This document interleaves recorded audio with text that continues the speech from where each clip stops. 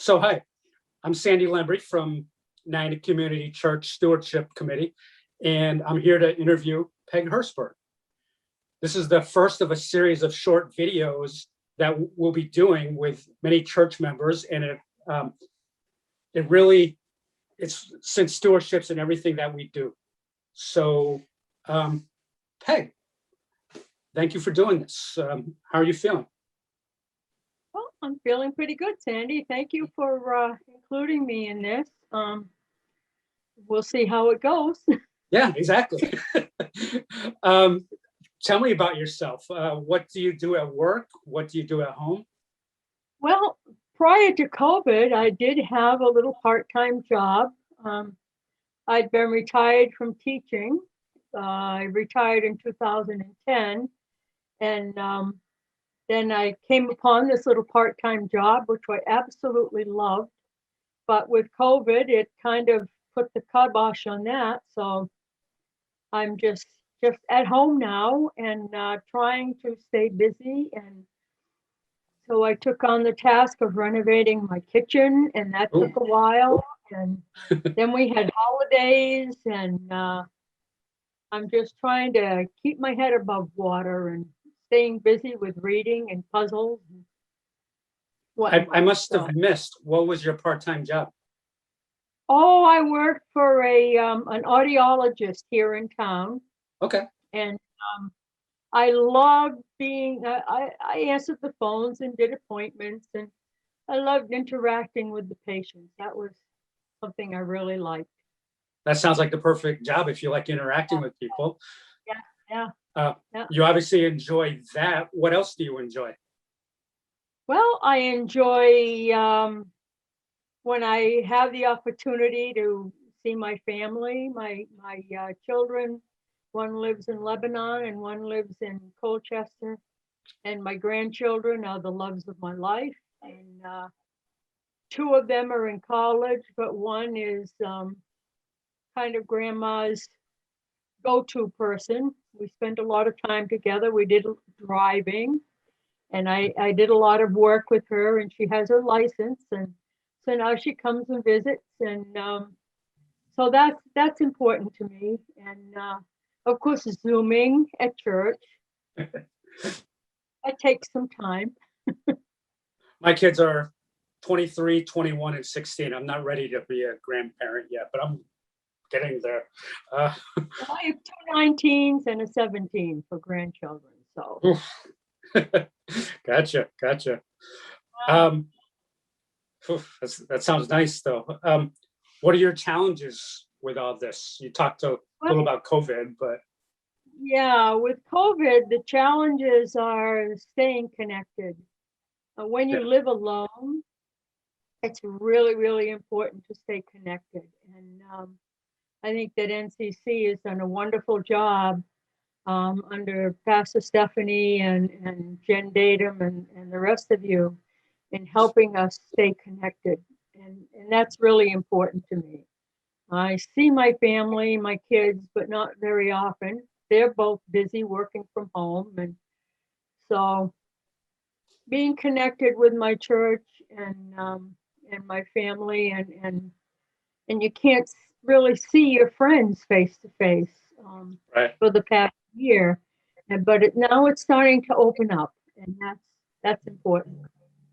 Definitely. I appreciate that you talked about the work Pastor Steph and Jen have done, because between what they've done with Zoom worship, YouTube worship, recording the sessions every week, and different technology things going out, it's been amazing. Whatever they could do to keep us connected. So yeah, no, thanks for saying that.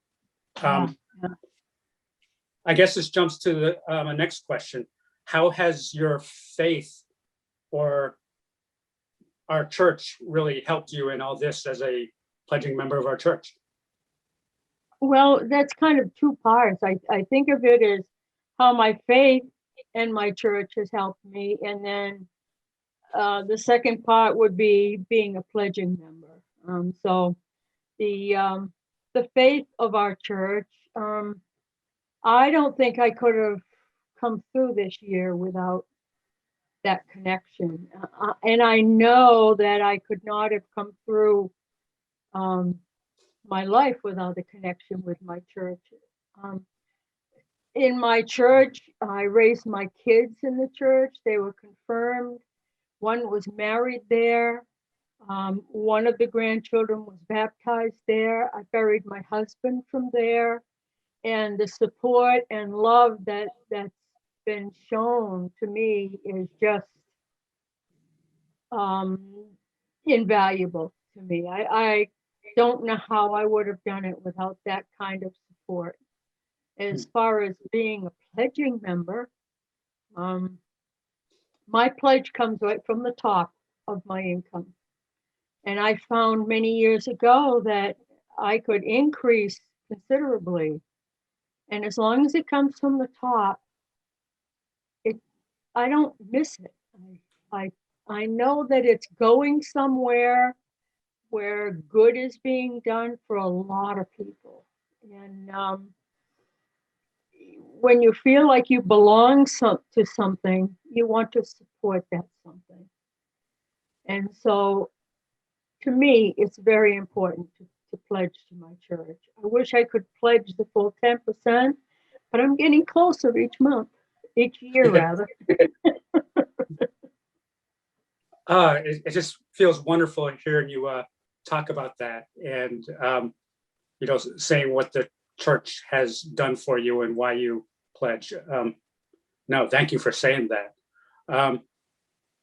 How can we pray for you? I'd like to kind of wrap this up with a prayer. Well, prayer is something that we don't have to do formally. Mm-hmm. To me, prayer is every time I think of someone who has a need, or especially with our Bible study and centering prayer, I've learned that that prayer becomes like a lifeline.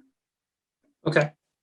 And it also shows up in our pods that Ron and Chris have started at church. And so we pray for each other, but it doesn't have to be formal.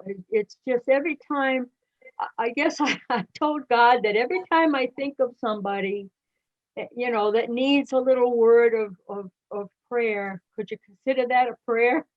So whenever, and that happens all throughout the day. But for me, I just need to know that my family is there and that my church family is there. And my prayer is that we stay connected, especially through the end of this awful COVID time, and that when we emerge, that we're better and stronger than we were. And I'd sure like to be part of that. I would too. That's amazing. And you know what? I think I'm going to pray for that tonight. So Good, Sandy. Yeah, no, thank you. I guess before we wrap up, is there anything else you'd like to say, or? No, I'm just very, very happy to be part of a church that takes its commitment to its members and to our society as seriously as it does. And I'm just very, very happy that we were able to find the new pastor that we found. And Great. and the leadership that we have at our church is very, very important. Yeah, so thank you for everything you've said. Thank you for being our first stewardship series interview. And again, everybody, thank you. Thank you, Sandy.